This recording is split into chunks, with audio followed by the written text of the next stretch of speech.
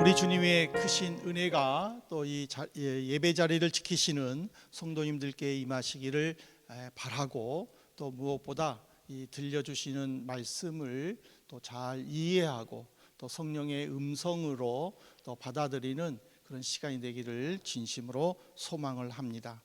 오늘 본문에 보면은 마음의 허리를 동이라라고 되어 있습니다. 이거는 마음을 단단히 먹어라라는 뜻입니다.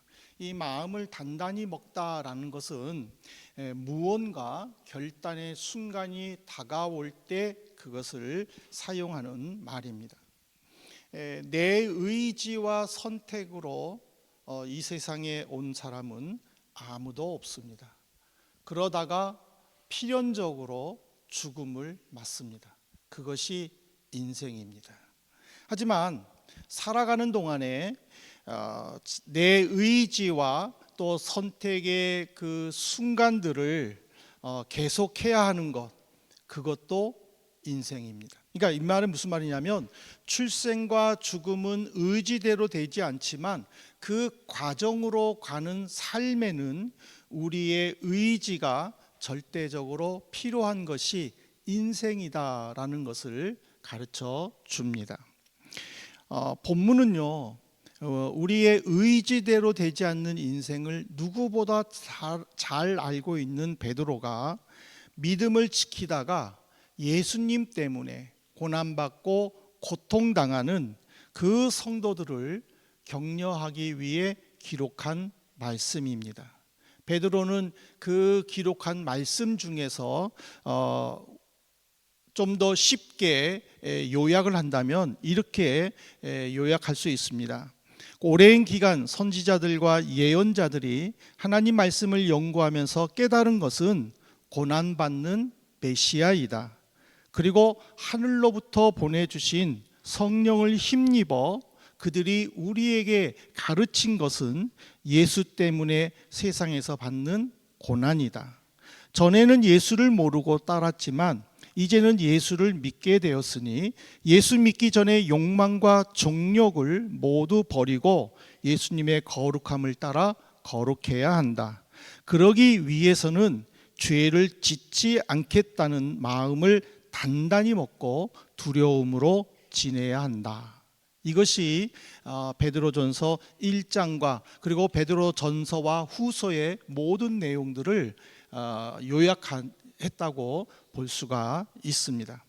이 베드로는요, 그리스도인들이 겪는 세 가지 방향에서 오는 고난을 먼저 이야기했습니다. 첫 번째로는 정신적인 고난입니다.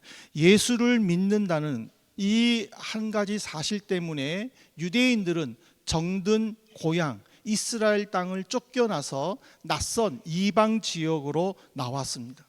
근데 거기서 제대로 정착하기도 전에 멸시받고 천대받는 고난은 정신적으로 힘들 수가 있다는 것입니다. 왜냐하면 말도 통하지 않고 누구와 상의할 수도 없고 또 알지도 못하는 그 상황 속에서 겪는 이 정신적 외로움은 회복하기가 힘들기 때문입니다. 그래서 베드로는 고난받음으로 지친 성도들이 정신적인 외로움 속에서 그 유혹을 떨치지 못하고 그 유혹을 이기지 못하고 죄의 길로 돌아서는 것에 대해서 마음의 가짐을 단단히 해서 그것들을 물리쳐라라고 가르치고 있습니다. 두 번째로는 육체적인 고난입니다. 그리스도인들이 받은 이 육체적인 고난, 그것은 베드로의 말에 의하면 이미 예수님께서 고난 받으셨다라는 사실이에요. 그러니까 예수님이 고난을 받으셨기 때문에 성도, 거룩함을 따르는 무리들, 그들도 예수님처럼 고난을 받을 수밖에 없는 존재다라는 것을 먼저 강조하고 있습니다. 언어와 풍습이 다른 외국에서 견디고 버텨내기 위해 정신적으로도 힘들고 아직 회복되지 못한 상황에서 받는 그 육체적인 고통은 이루 말할 수가 없다라는 거죠. 그나마 이런 고통에서 벗어나기 위해서는 다른 사람과 좋은 관계를 맺는 것인데, 이마저도 신앙이나 또는 양심이나 또는 생활 습관 때문에 그것이 자유롭지가 못한다면은 그 육체적인 고통은 이루 말할 수가 없다라는 것이죠. 그래서 신앙적인 이유로, 양심적인 이유로 당하는 그 육체적 고통을 부끄러워하지 말라고 또한 격려하기도 했습니다. 마지막으로 베드로는요, 이 신앙적인 고난이 성도에게는 무엇보다 고통스럽다라는 것을 강조했습니다. 외국에 살면서 그리스도인으로서 겪는 고난은 참 많습니다. 그 중에서 신앙적인 고난은요, 더 힘들고 고통스럽다라는 것이죠. 같은 그리스도인이면서 자신과 다른 신앙생활을 하는, 그것을 이해해 주지 못하는 고난은 쉽게 치유되지 못한다라는 것이죠. 여기도 예수 믿는 사람들도 많잖아요. 교수님들 중에서도 예수 믿는 분들도 많고, 그런데 그분들은 레슨을 꼭 주일날에 잡잖아요. 그러면서 꼭 매일 주일마다 교회에 나가야 해 라는 말을 들었을 때에 참 같은 성도로서 다른 신앙생활의 그 차이점에서 오는 그 마음의 고통은 이루 말할 수가 없다라는 것이죠. 근데 더 큰 문제는 뭐냐면 외부에서 오는 문제가 아니라 내 스스로가 겪는 문제라는 거예요. 이런 육체적으로, 정신적으로, 신앙적으로 고난을 겪으면서 무슨 의심을 하냐면, 꼭 이렇게 하면서까지 신앙생활 해야 해? 라는 질문이라는 거예요. 남들처럼 똑같이 신앙생활 하는 것이 괜찮지 않아? 꼭 이렇게 하면서까지 내가 교회를 다녀야 되고 예수를 믿어야 하나? 라고 생각이 드는 순간에 벌써 신앙적으로 후퇴하고 그 영적인 고통은 이루 말할 수 없다라는 것을 베드로는 우리에게 가르쳐 주고 있습니다. 그래서 이런 마음이 들므로 인하여 영적으로, 정신적으로, 육체적으로 힘든 이 고통을 벗어나기 위해 베드로는 오늘 본문에서 세 가지를 가르쳐 주고 있습니다. 첫 번째는 뭐냐면 마음을 단단히 먹어라입니다.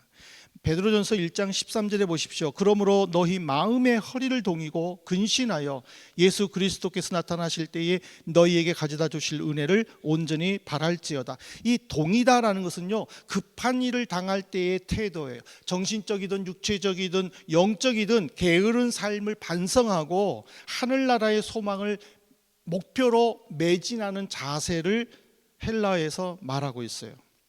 베드로는요, 그리스도인들이 온전한 구원을 성취하는 소망 가운데에 이 세상에서 긴장된 자세로 인내하면서 주님을 기다릴 것을 권면했습니다.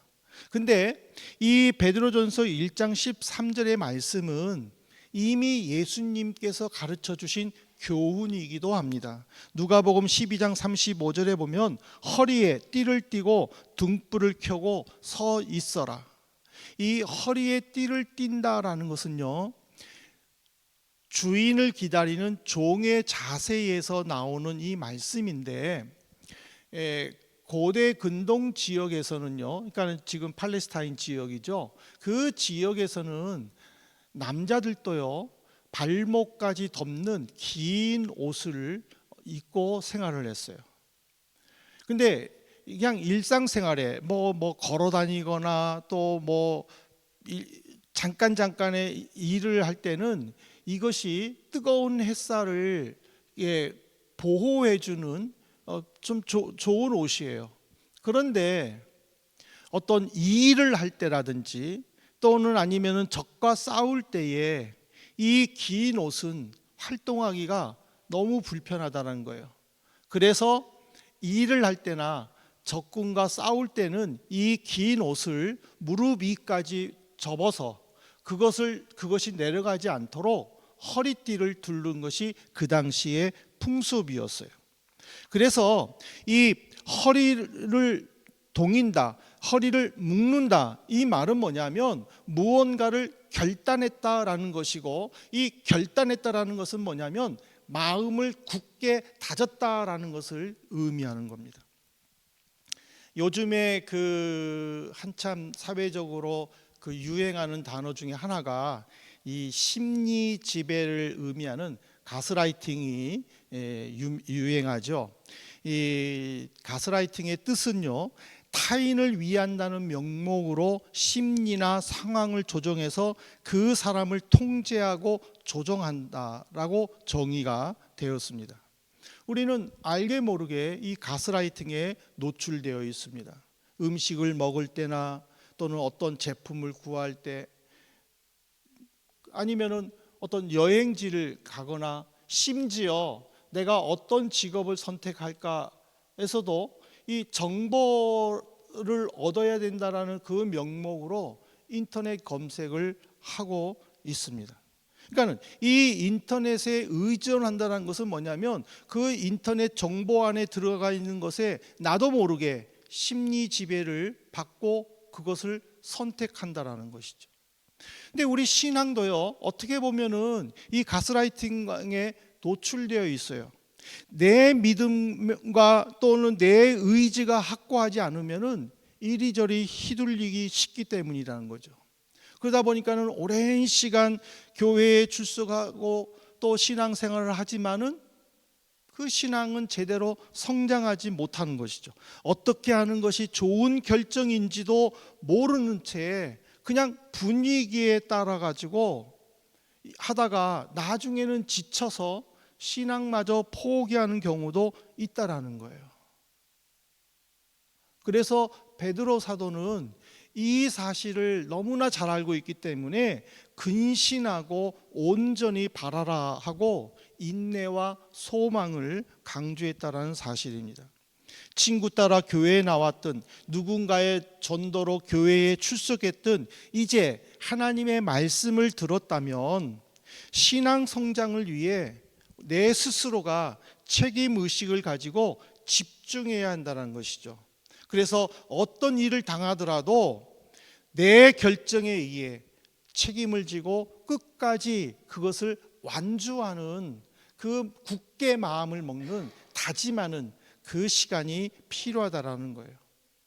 지금 우리에게는요, 어떤 상황에서도 흔들리지 않는 마음을 먹는 결단이에요. 오늘날은요, 다양한 정보와 또 빠른 변화로 좀 더 깊이 생각을 해보고 좀 어떻게 하면 좋을까, 그런 다짐할 여유를 주지 않습니다. 그냥 무조건 빨리 결정하도록 푸시하는 것이 이 시대의 모습이죠. 그런데 이런 현상에서 우리 성도들이 마음이 흔들려서 신앙을 포기한다면은 우리를 구원시키기 위해서 예수님께서 십자가 위에서 죽으신 그 죽음이 헛될 수밖에 없다라는 거죠. 그래서 신앙적으로 마음을 동이라, 그 말은 마음을 단단히 먹으라, 그 말은 말씀과 기도로 굳게 해야 된다라는 것을 가르쳐 주는 겁니다. 삶에서 마음을 단단히 먹어야 된다라는 것은 뭐냐면 내가 어떤 결정을 했던 그 결정이 나의 책임하에 내가 내린 결단임을 깨닫고 그것을 끝까지 도망가지 않고 회피하지 않고 끝까지 노력하고 경주하는 삶이 필요하다는 것이죠. 이 때문에 이런 삶에 우리가 들어가기 위해서는 무엇보다 인터넷 정보에 익숙해져서 그것이 아니면 안 되는 그런 수준으로까지 떨어져서는 안 된다는 거죠.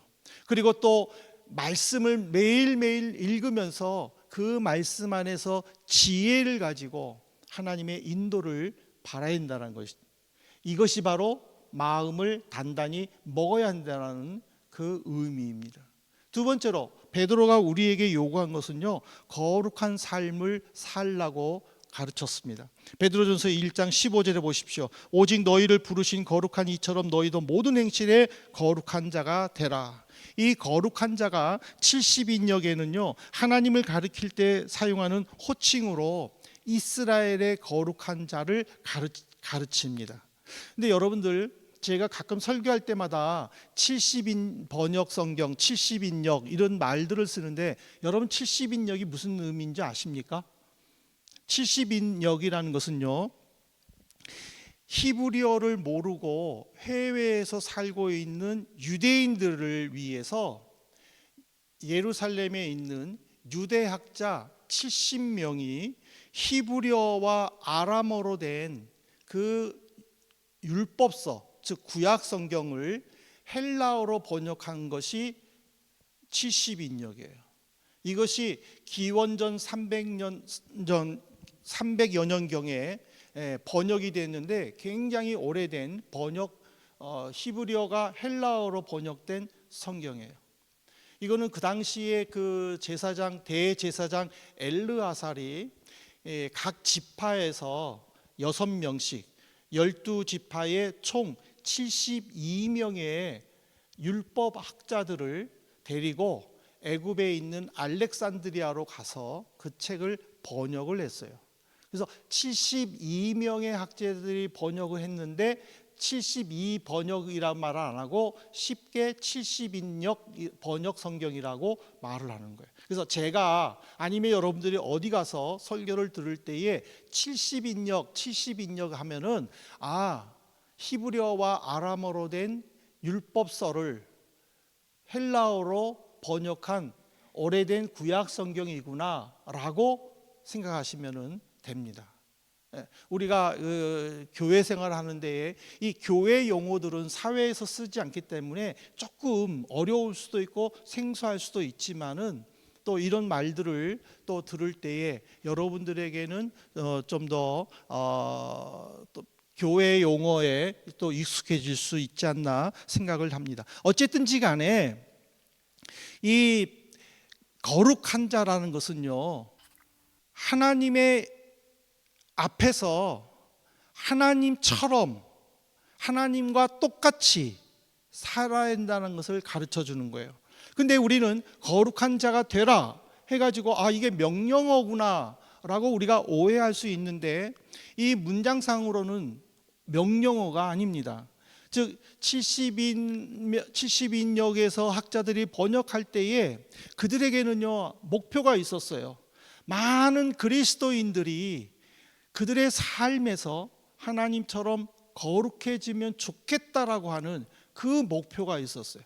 그래서 이 70인역에서는 이 거룩한 자를 어떻게 해석을 했느냐면은, 너희는 하나님의 거룩한 존재이니 삶에서 거룩함을 나타내라 라는 의미로 권면에, 그러니까 문법상으로는 권면을 표현하고 있습니다. 그러면 이들은 왜 이렇게 번역을 했느냐?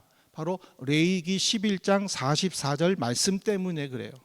나는 여호와 너희의 하나님이라. 내가 거룩하니 너희도 몸을 구별하여 거룩하게 하고 땅에 기는 길 짐승으로 말미암아 스스로 더럽히지 말라. 레위기 11장은 하나님께서 먹을 음식과 먹지 말아야 할 음식들을 육축과 그리고 곤충과 그리고 물고기를 통해서 세분화해서 가르쳐주는 말씀이에요. 결론적으로 하나님께서는 내가 거룩하니 너희들이 모든 음식에서 구별하여 너희를 거룩하게 하라, 이 말은 뭐냐면, 음식보다는 생활 속에서의 거룩함을 강조하기 위한 거예요. 우리는 하나님의 은혜로 그리스도의 보혈에 힘입어서 구원받은 성도예요. 그 성도는 이 세상에 살면서 정욕과 물질과 탐욕으로부터 우리 스스로를 보호해야 되는 거예요. 그 보호한다는 것은 거룩한 삶을 산다라는 거예요. 하지만 이 세상은 우리를 마냥 거룩하게 내버려 두지를 않아요. 각종 유혹거리들로 말미암아 우리의 몸을 더럽히게 되고 우리를 거룩하게 살지 못하도록 자꾸 유혹한다라는 것이죠. 그래서 베드로가 요구한 것이 뭡니까? 너희들이 예수님을 잘 몰랐을 때 행했던 그 정욕과 충동적인 욕망과 쾌락과 탐욕에서 벗어나서 이제는 영적으로 그리스도다운 삶을 살아야 한다는 것을 가르치는 거예요.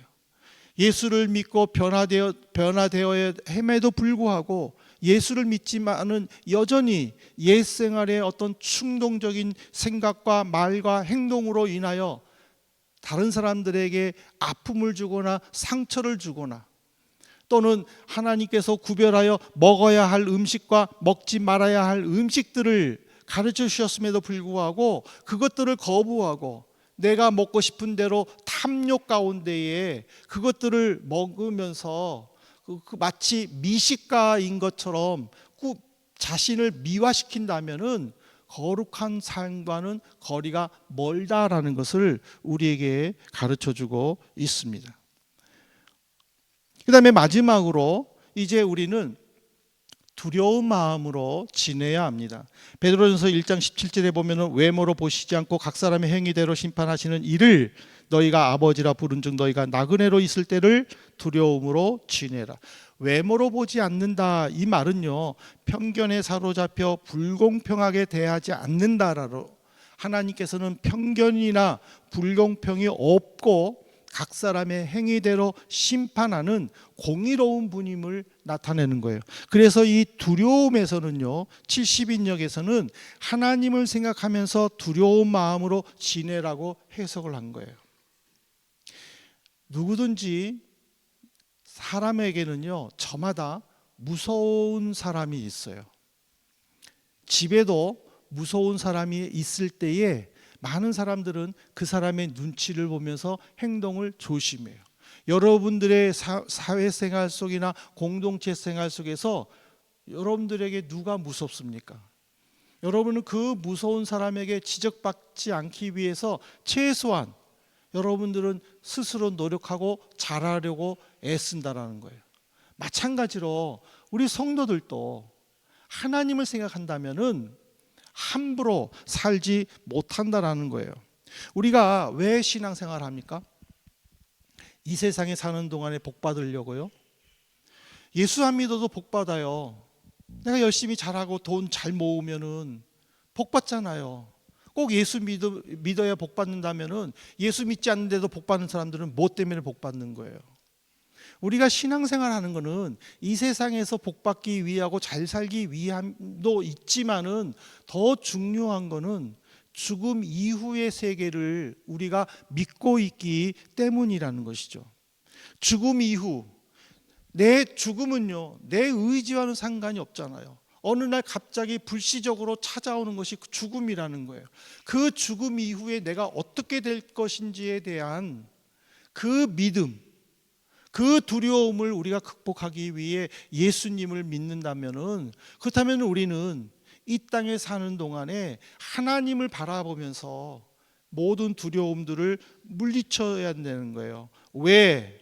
예수 그리스도께서 우리를 구원하시기 위해 그 고통을 겪으셨기 때문이라는 것이죠. 그러므로 우리는 이 세상에 미련을 두어서는 안 된다라는 거예요.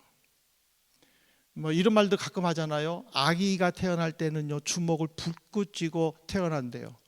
그런데 돌아가실 때는 많은 사람들이 다 손을 펴고 돌아가신다라는 거예요.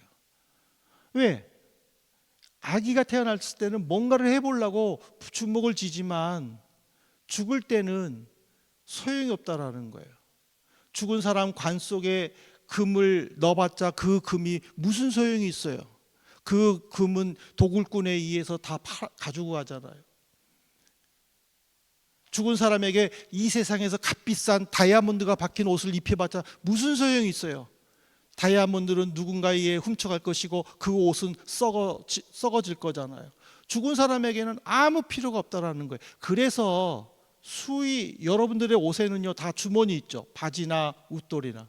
근데요, 죽은 사람을 입히는 수의라고 그러죠. 수의에는요, 주머니가 없어요. 넣고 갈 게 아무것도 없다는 뜻이에요. 가져갈 게 아무것도 없다는 뜻이에요. 그러므로 우리 예수 믿는 사람은요, 이 세상에 있는 동안에 최선을 다하여 성실하게 예수 그리스도를 바라보면서 두려운 마음으로, 경건한 마음으로 거룩한 삶을 살아야 되지만 이 세상에 미련을 두고서는 안 된다는 것이죠. 언젠가는 떠날 때에 나는 기쁨으로 하나님 나라에 갈 것이다라는 소망을 가지고 살아야 된다는 것을 가르쳐 주는 것입니다. 사랑하는 성도 여러분, 이제 결론을 맺겠습니다. 우리는요, 내 의지대로 이 세상에 태어나지 않았습니다. 그리고 지금까지 자신의 의지대로 죽은 사람은요, 단 한 사람도 없어요. 인생은 우리 마음대로 되는 것이 아니라는 것이에요. 그렇지만 성도는 이 세상을 살아가는 동안에 내 의지를 가지고, 내 믿음을 가지고 하나님 앞에서 어떻게 살 것인가를 분명하게 결정해야 된다는 사실이에요. 어떤 상황에서도 흔들리지 않는 마음을 단단히 먹고 충동적인 행동을 절제하고 거룩하신 하나님을 기억하면서 경건하게 살아야 합니다. 무엇보다 이 세상이 전부가 아니라는 것을 고백하셔서 하나님을 두려워하는 마음으로 세상을 살면서 어떤 환경과 어떤 고난도 극복하시기를 진심으로 소망합니다. 마지막으로 하나님께서 예수님을 포기하면서까지 우리를 구원하신 것은요, 바로 이런 삶을 원하셨기 때문임을 우리는 분명히 깨달아야 합니다. 이제는 누군가에 의해 억지로 교회에 나오거나 예수를 믿는 것이 아니라 자발적으로 내 신앙을 지키고 말씀을 배워서 여러분들이 견고한 믿음에 서도록 힘쓰는 우리 한민의 성도님 되시기를 진심으로 바랍니다.